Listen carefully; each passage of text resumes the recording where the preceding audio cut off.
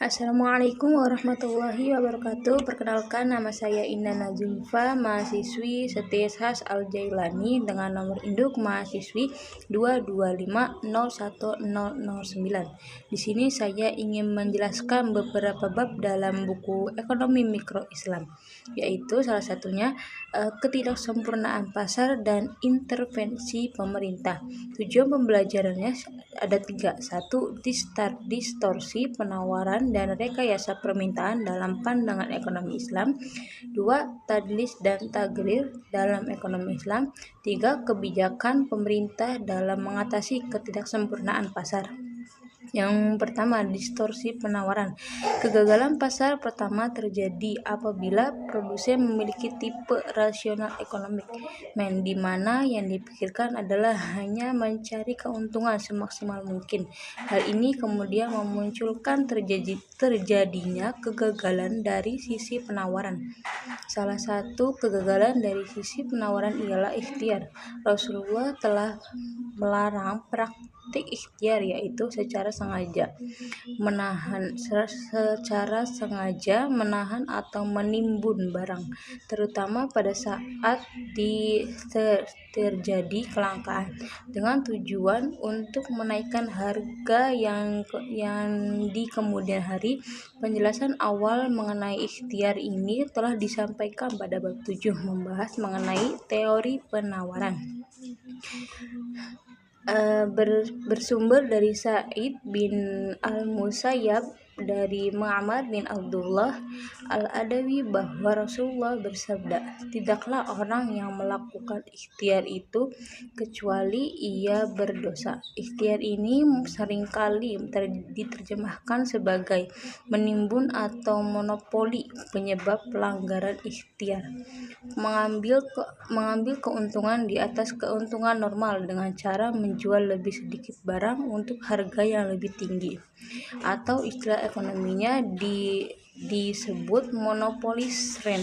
Cara untuk mengambil keuntungan lebih tinggi ialah dengan cara merekayasa penawaran dengan menimbun barang. Singkatnya, suatu kegiatan masuk ke dalam kategori ikhtiar apabila salah satu dari 3 hal tersebut terpenuhi. A. Mengupayakan adanya kelangkaan barang baik dengan cara menimbun barang atau mengenakan hambatan masuk entry barriers agar barang tersebut langka di pasaran.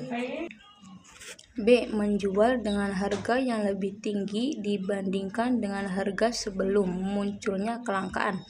C. Mengambil keuntungan yang lebih tinggi dibandingkan keuntungan sebelum tindakan A dan B dilakukan. Praktik ikhtiar akan menyebabkan mekanisme pasar terganggu, di mana produsen kemudian akan menjual dengan harga yang lebih tinggi dari harga yang normal. Penjual akan mendapatkan untung besar, monopolistic rent, sedangkan konsumen akan menderita kerugian.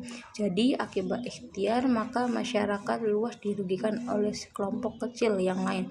Pemerintah dapat melakukan berbagai upaya menghilangkan penimbun ini, misalnya dengan penegakan hukum, bahkan juga dengan intervensi dengan menyita barang yang ada dan kemudian melempar barang yang ditimbun ke pasar.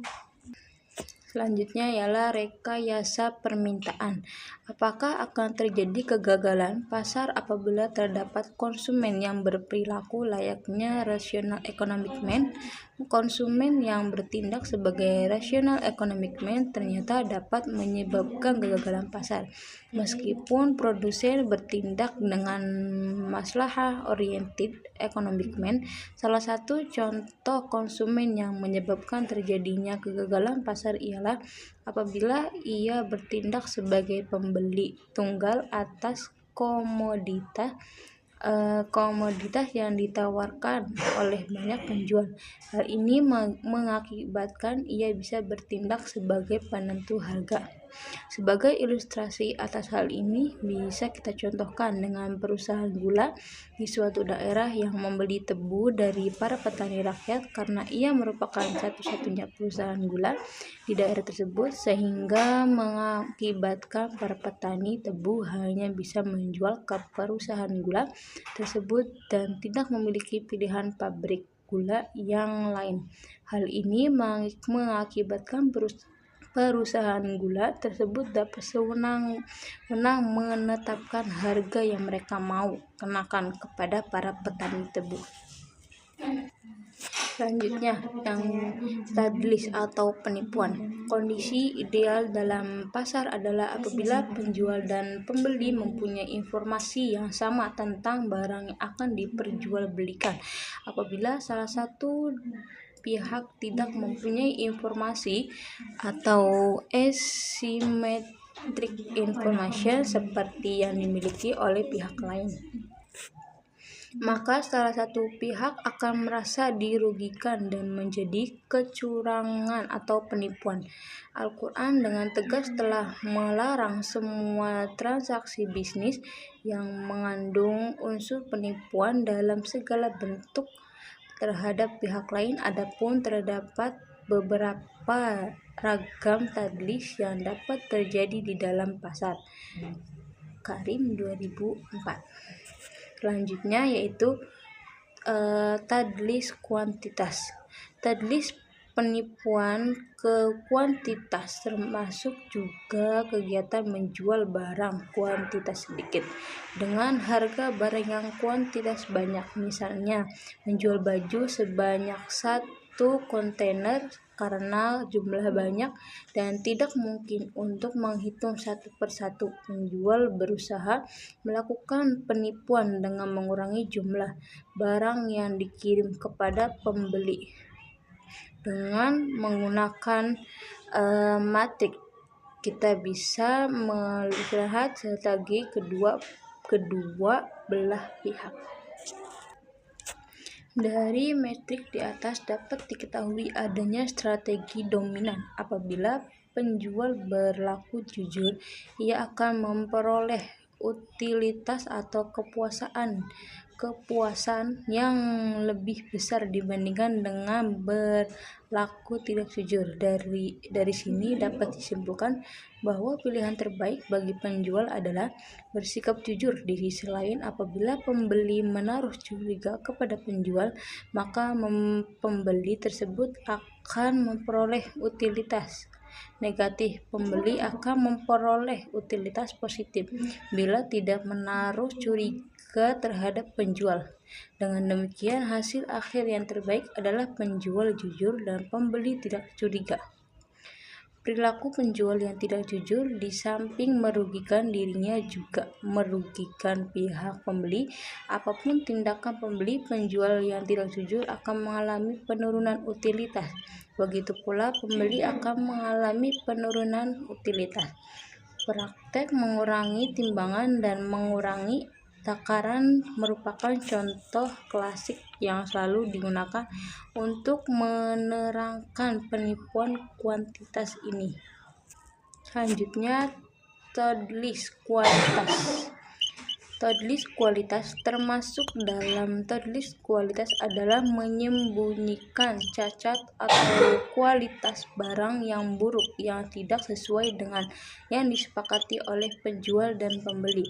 Contohnya dalam penjualan mobil bekas, pedagang menjual mobil bekas dalam kondisi 80% baik dengan harga jual tertentu. Pada kenyataannya, tidak semua penjual menjual mobil bekas dengan kondisi yang sama. Sebagian penjual menjual komputer dengan kondisi yang lebih rendah tetapi menjualnya dengan harga yang sama. Pembeli tidak dapat membedakan mana mobil dengan kondisi baik dan kondisi kurang baik. Praktik ini yang biasanya dalam buku teks ekonomi konvensional dinyatakan sebagai Lemon's Problem. Kondisi seperti ini kita lihat dalam matrik berikut. Keseimbangan akan terjadi bila penjual menjual mobil kualitas buruk kepada pembeli yang melihat mobil ini sebagai mobil berkualitas buruk, atau bila penjual menjual mobil kualitas baik kepada pembeli yang melihat mobil itu sebagai mobil berkualitas baik. Dengan kata lain, mobil kualitas buruk mempunyai pasarnya sendiri dan mobil kualitas baik mempunyai pasarnya sendiri. Itu sebabnya Rasulullah melarang penukaran satu sak kurma kualitas baik dengan dua sak kurma kualitas buruk. Jual kurma kualitas buruk, dapatkan uang. Beli kurma kualitas baik dengan uang.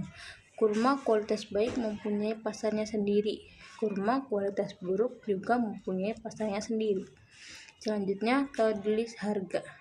Tadlis harga ini termasuk menjual barang dengan harga yang lebih tinggi atau lebih rendah dari harga pasar karena ketidaktahuan pembeli atau penjual. Katakanlah seorang pendatang bernama Dana dari Surabaya tiba di Bandara Soekarno-Hatta.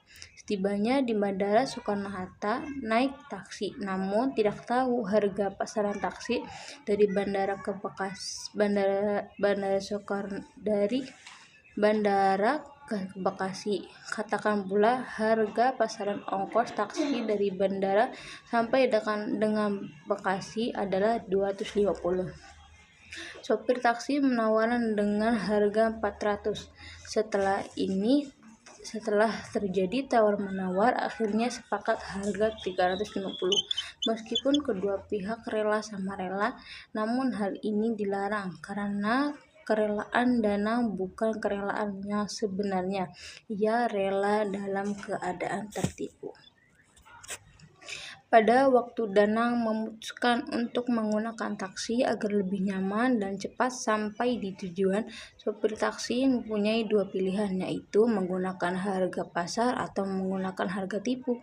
Dengan menggunakan harga pasar, sopir taksi akan memperoleh 3. Sedangkan bila menggunakan harga tipu, sopir taksi akan memperoleh 5. Karena Danang belum tahu besarnya harga pasar, maka sopir taksi menggunakan harga tipu agar memperoleh keuntungan besar. 5. Keputusan sopir taksi ini membuat mendapat rugi sebesar 5 bila sopir taksi terus-menerus menggunakan strategi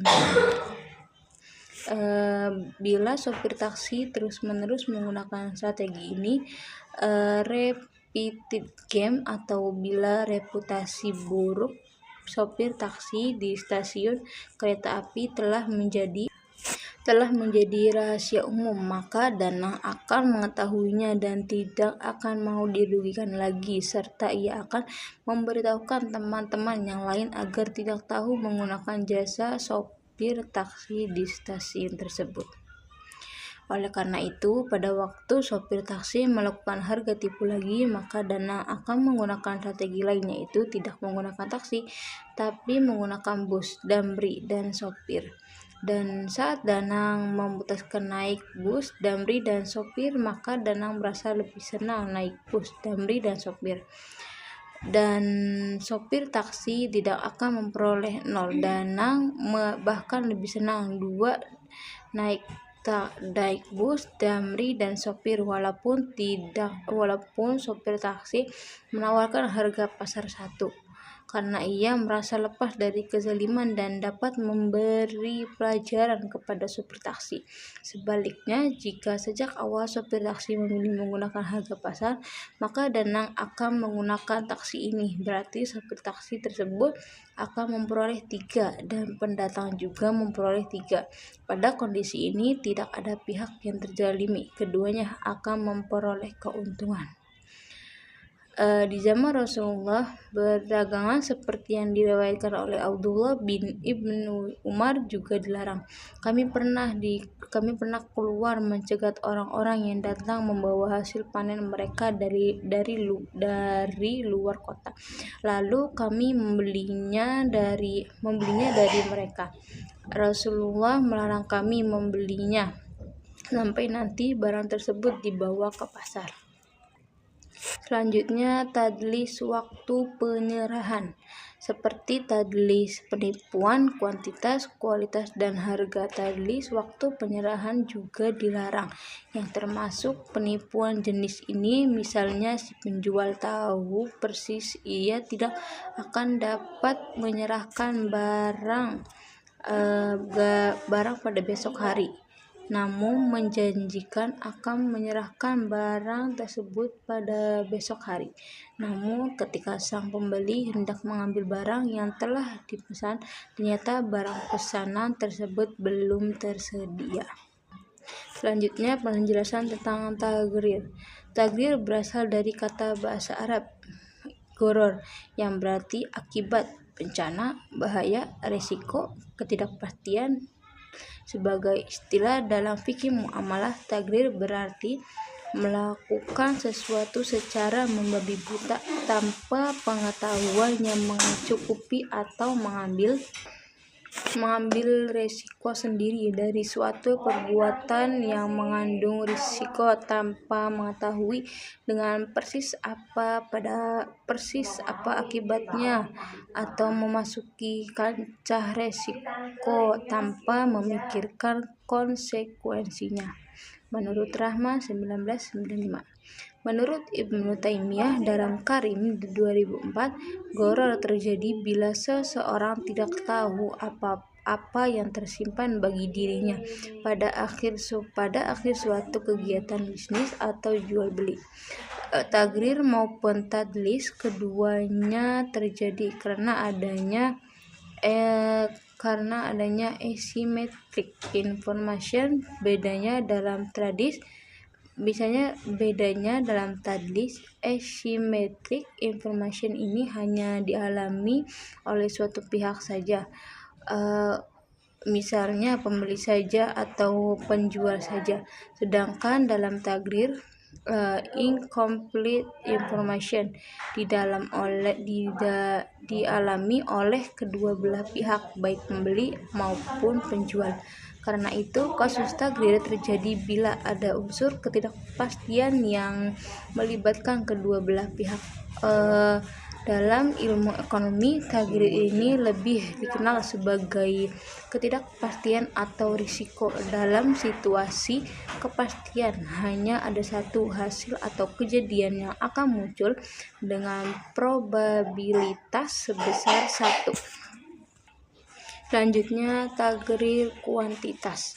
Contohnya, tagrir kuantitas adalah sistem ijon. Misalnya, petani sepakat untuk menjual hasil panennya, beras dengan kualitas A, kepada tengkulak dengan harga 1.500.000. Padahal pada saat kesepakatan dilakukan, sawah si petani belum dapat dipanen. Dengan demikian, kesepakatan jual beli dilakukan tanpa menyebutkan spesifikasi mengenai beberapa kuantitas yang dijual dengan beberapa ton misalnya, padahal harga sudah ditetapkan. Dengan demikian, terjadi ketidakpastian menyangkut kuantitas barang yang ditransaksikan. Misalkan, berdasarkan pengalaman historis dan ramalan cuaca dari Badan Meteorologi dan Geofisika atau BGM, dapat diidentifikasi tiga skenario kejadian. Selanjutnya, tagrir dalam kualitas. Contoh tagrir kualitas adalah seseorang menjual anak kambing yang masih dalam kandungan induknya. Penjual sepakat untuk menyerahkan anak kambing tersebut segera setelah anak kambing tersebut lahir, seharga 500.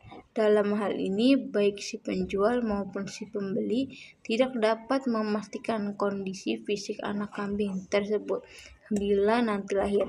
Apakah akan lahir normal, cacat, atau lahir dalam keadaan mati. Dengan demikian, terjadi ketidakpastian menyangkut kualitas barang yang ditransaksikan. Apabila anak kambing tersebut lahir normal, si pembeli untung sebesar 500. Ia membeli anak kambing seharga 500 dengan harga jual membeli anak kambing sebesar 500 dengan harga jual 1 juta. Namun bila ternyata anak kambing tersebut lahir cacat, ia rugi sebesar 250, dan bila lahir nanti ia rugi 500.000. Yang selanjutnya adalah tagrir dalam harga. Tagrir harga terjadi ketika misalnya seorang penjual menyatakan bahwa ia akan menjual 1 unit oven merek ABC seharga 300.000 bila dibayar tunai, 500.000 bila dibayar dengan kredit selama 5 bulan. Kemudian si pembeli menjawab setuju. Ketidakpastian muncul karena adanya dua harga dalam satu akad. Tidak jelas harga mana yang berlaku 300.000 atau 500. Katakanlah ada pembeli yang membayar harus pada bulan ketiga. Berapa harga yang berlaku? Atau ekstrimnya membayar 1 hari setelah penyerahan barang. Berapa harga yang berlaku dalam kasus ini? Walaupun kuantitas dan kualitas barang sudah ditentukan, tapi terjadi ketidakpastian harga barang karena si penjual dan si pembeli tidak menyepakati satu harga dalam satu akad. Selanjutnya adalah tagrir waktu penyerahan. Misalkan Andi kehilangan motor gede, Budi kebetulan sudah lama menginginkan motor gede seperti dimiliki Andi, dan karena itu ia ingin membelinya. Akhirnya Andi dan Budi membuat kesepakatan. Andi menjual motor gede yang hilang tersebut kepada Budi sebesar 30 juta. Harga pasar modal gede tersebut adalah 50 juta. Motor akan diserahkan segera setelah ditemukan. Dalam transaksi ini terjadi ketidakpastian menyangkut waktu penyerahan barang karena barang yang dijual tidak diketahui keberadaannya. Mungkin motor tersebut akan ditemukan 1 bulan lagi atau bahkan tidak akan ditemukan sama sekali. Selanjutnya, keterbukaan informasi. Salah satu penyebab terjadinya kegagalan pasar ialah karena tidak simetrisnya informasi yang dimiliki oleh para pelaku pasar. Larangan terhadap berbagai praktik yang telah dijelaskan di atas pada dasarnya ialah sebagai upaya untuk menyebarkan keterbukaan informasi sehingga transaksi dapat dilakukan dengan sama-sama suka antara din, minkum, dan adil. Kemudian Islam melarang praktik-praktik berikut: talaqi rukban, bainajasi, goban fashi, dan bal al-hadid lil badi. Larangan talaqi rukban, membeli barang dengan cara mencegat para penjual di luar kota.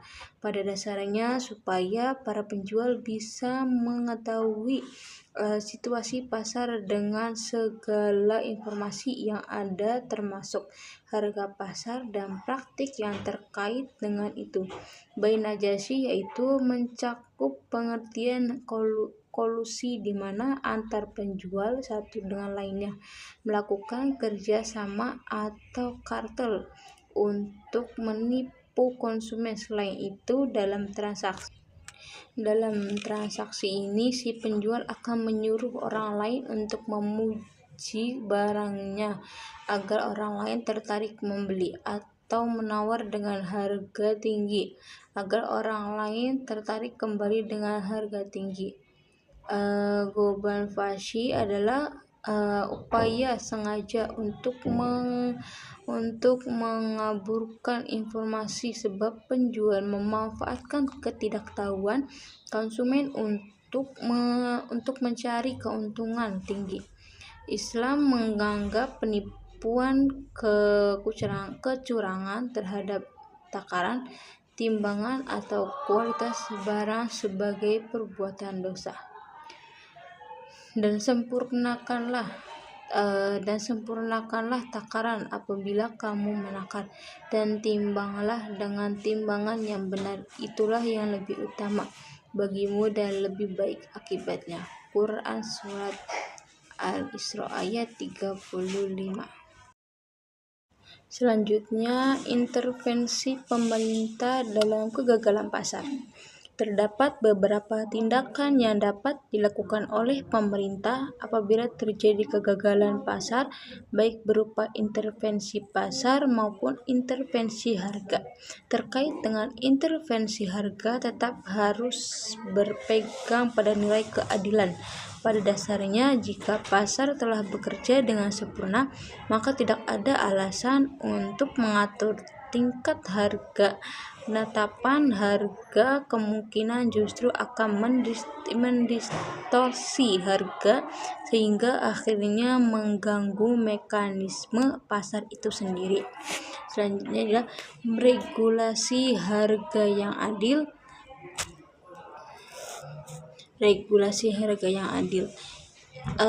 Intervensi harga dalam ekonomi Islam digunakan untuk melindungi hak produsen maupun konsumen akibat terjadinya kegagalan pasar. Selanjutnya, intervensi pasar. Dalam ekonomi Islam, kebijakan pemerintah dalam menstabilkan harga harus dengan melihat kepada penyebab terjadinya perubahan keseimbangan pasar.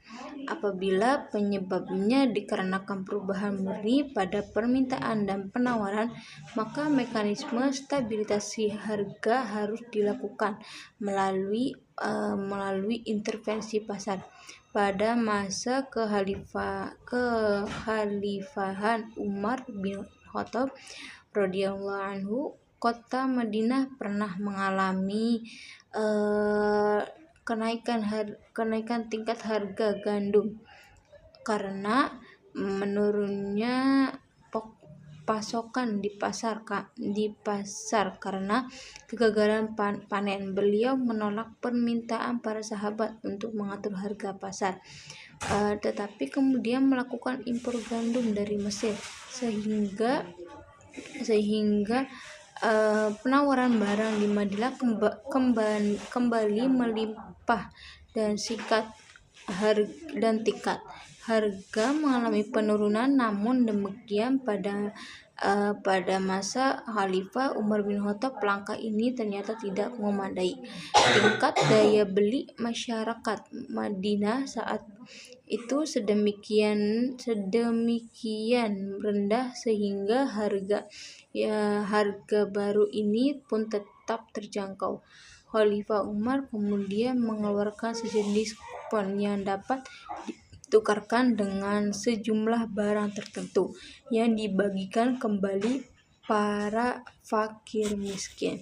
Menurut Karim 2004. Kesimpulan dari bab ketidaksempurnaan pasar dan intervensi pasar adalah kegagalan atau ketidaksempurnaan pasar dapat terjadi apabila terdapat salah satu atau kedua belah pihak pelaku ekonomi di pasar menganut rational economic man yang lebih mementingkan keuntungan dibandingkan kemaslahatan. Salah satu praktek kegagalan pasar ialah ketika produsen yang bertindak sebagai rational economic man, di mana mereka dapat melakukan rekayasa dari sisi penawaran untuk menaikkan harga di pasar sehingga mereka memperoleh keuntungan yang wajar dari praktik tersebut. Kemudian di sisi lain, kegagalan pasar dapat terjadi pula apabila konsumen yang bertipe rational economic man. Praktik ini dapat terjadi salah satunya ketika konsumen tersebut menjadi satu-satunya pembeli pada satu komoditas, sedangkan produsen yang menawarkan jumlahnya cukup banyak. Hal ini menjadikan konsumen tersebut dapat bertindak sebagai penentu harga dan komoditas tersebut. Penjelasan selanjutnya, bab selanjutnya adalah tentang upaya menuju tipologi maslahah oriented economic man. Tujuan pembelajarannya ada dua. Satu, identifikasi kelemahan tipologi selain maslahah oriented economic man. Dua, menjelaskan langkah-langkah perbaikan menuju maslahah oriented economic man. Yang pertama, identifikasi kelemahan. Tidak dapat dipungkiri bahwa kondisi yang ideal untuk beroperasinya perekonomian adalah keberadaan maslahah oriented economic man baik pada sisi konsumsi maupun sisi produksi, termasuk pula kegiatan distribusi akan berjalan dengan lancar ketika pelaku ekonomi baik konsumen maupun produsen adalah maslahah oriented economic man. Ada tabel berikut mengidentifikasi kelemahan 3 tipologi.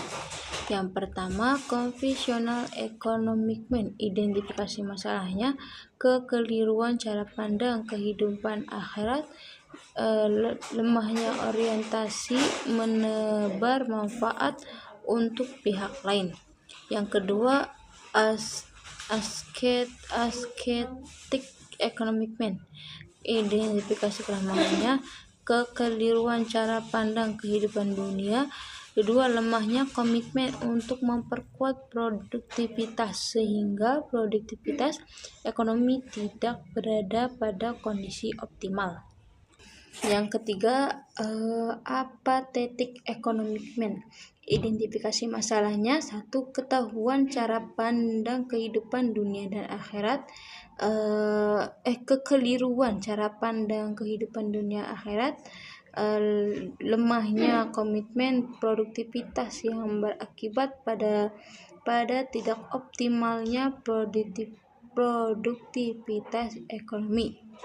Yang lanjutnya, konsumsi juga akan berada pada tingkat yang sangat minimalis sehingga konsumsi tidak mampu mendorong pertumbuhan ekonomi. Yang terakhir, memiliki tingkat ketergantungan yang sangat tinggi pada orang lain sehingga akan mengakibatkan hilangnya izah seseorang. Selanjutnya, langkah-langkah maslahah oriented economic man. Setelah mengidentifikasi berbagai kelemahan fundamentasi yang ada, maka berikutnya yang diperlukan adalah langkah-langkah untuk mengubah tipologi yang ada menuju tipologi maslahah oriented man economic man. Langkah-langkah tersebut sebagaimana terangkum pada tabel tersebut. Langkah-langkah perbaikan tipe tipologi. Yang pertama, konvensional economic man. Langkah perbaikannya, memperkuat orientasi akhirat, memperkuat paradigma bermanfaat bagi pihak lain. Yang ketiga, memperkuat filosofi bahwa maslahah oriented bukanlah beban. Yang kedua, ascetic economic man. Langkah perbaikannya, memperbaiki cara pandang kehidupan dunia, memperkuat semangat produktivitas ekonomi sebagai bagian dari ajaran agama, termasuk konsumsi yang berkualitas. Yang ketiga, apathetic economic man. Langkah perbaikannya, memperbaiki cara pandang kehidupan dunia dan akhirat, meningkatkan produktivitas. Yang ketiga, meyakini bahwa paradigma senang bergantung pada orang lain adalah keterlaluan yang sangat substansial. Pada conventional economic man ada 3 upaya perbaikan yang dapat dilakukan. Pertama, memperkuat orientasi akhirat. Ini adalah yang sangat penting karena terbangunnya kesadaran dan akhirat akan membawa perubahan paradigma dari murni duniawi menjadi kombinasi dunia ukhrawi. Kesadaran akan akhirat akan membawa perubahan fundamental pada cara pandang dan cara berpikir dalam berekonomi. Ia akan menjadi lebih berhati-hati dalam melaksanakan kegiatan konsumsi, produksi, dan distribusinya. Yang kedua, perlunya penguatan paradigma maslahah, terutama dalam hal penebaran manfaat bagi pihak lain. Perlu didorong dan diperkuat aspek pentingnya untuk senantiasa menebar manfaat, bahwa menebar manfaat akan memberikan konsekuensi positif pada kehidupan dan kegiatan ekonomi yang dilakukannya. Karena itu, internalisasi nilai-nilai untuk senantiasa menebar manfaat harus diperkuat, dan self-oriented